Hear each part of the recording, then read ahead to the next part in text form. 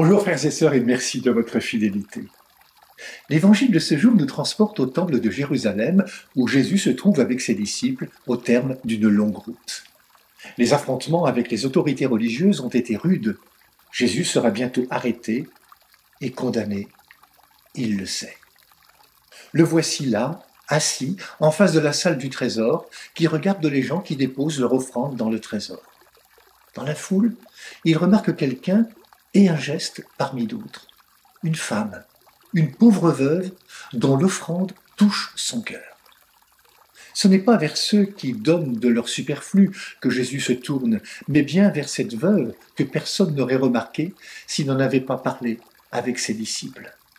D'ailleurs, la première partie de l'Évangile nous invite à orienter nos regards et notre attention sur ce qui ne fait pas de bruit, ce qui n'a pas d'éclat.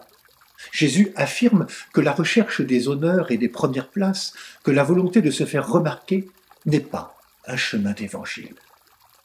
Cette femme veuve prend un risque vital. Elle prend le risque de manquer pour elle-même. La première lecture du livre des Rois nous met en présence d'une femme qu'on appelle la veuve de Sarepta. Elle répond à Élie, qui lui demande l'hospitalité. « Je le jure par la vie du Seigneur ton Dieu, je n'ai pas de pain. J'ai seulement une jarre, une poignée de farine et un peu d'huile dans un vase. » Elle aussi n'a pas grand-chose pour vivre. Eh bien, voyez-vous, c'est vers ces personnes pauvres matériellement que Jésus oriente notre regard ce dimanche. Deux femmes seules ayant perdu leur mari, mais aussi la considération. Jésus se laisse toucher par ces femmes qui représentent la condition humaine dans sa fragilité et sa pauvreté. Oui, Dieu n'a que faire des apparences. Il regarde les cœurs. En nous proposant ces femmes veuves et leur foi, leur confiance et leur générosité en exemple, Jésus ne nous pose-t-il pas quelques questions pour notre vie aujourd'hui ? Quelle décision vitale prenons-nous qui s'inspire d'un amour authentique de Dieu et de sa parole? Quelle est notre attitude face à l'argent et aux biens matériels que nous possédons? Face à l'avenir, dans nos projets, quelle confiance réelle avons-nous en Dieu? Ces deux femmes nous interrogent. Lorsqu'elles n'ont pas grand-chose pour vivre, elles font preuve d'une foi, d'une confiance exemplaire en Dieu. Nous le découvrons à travers le pain partagé au prophète Élie et les 2 pièces de monnaie offertes dans le tronc. En réalité, nous pouvons affirmer que ces deux femmes font le don de leur vie. Elles s'abandonnent à la providence qui fait justice aux opprimés, redresse les accablés, soutient la veuve et l'orphelin, comme nous le rappelait le psaume 145. En elles, Jésus y reconnaît sa propre destinée.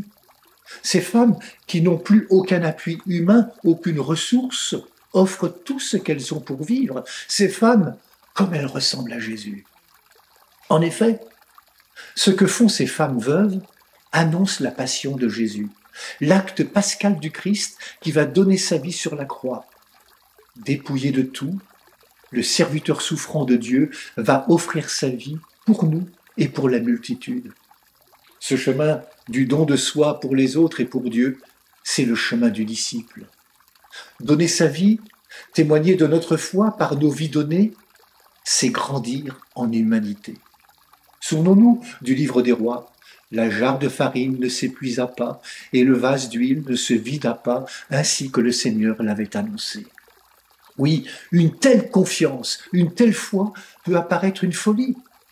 Mais l'apôtre Paul l'a écrit dans sa première lettre aux Corinthiens. Ce qu'il y a de fou dans le monde, voilà ce que Dieu a choisi pour confondre les sages. Ce qu'il y a de faible dans le monde, voilà ce que Dieu a choisi pour confondre ce qui est fort. Ce qui est dans le monde est sans naissance, et ce que l'on méprise, voilà ce que Dieu a choisi. Bon dimanche à toutes et à tous. Prenez bien soin de vous et des autres.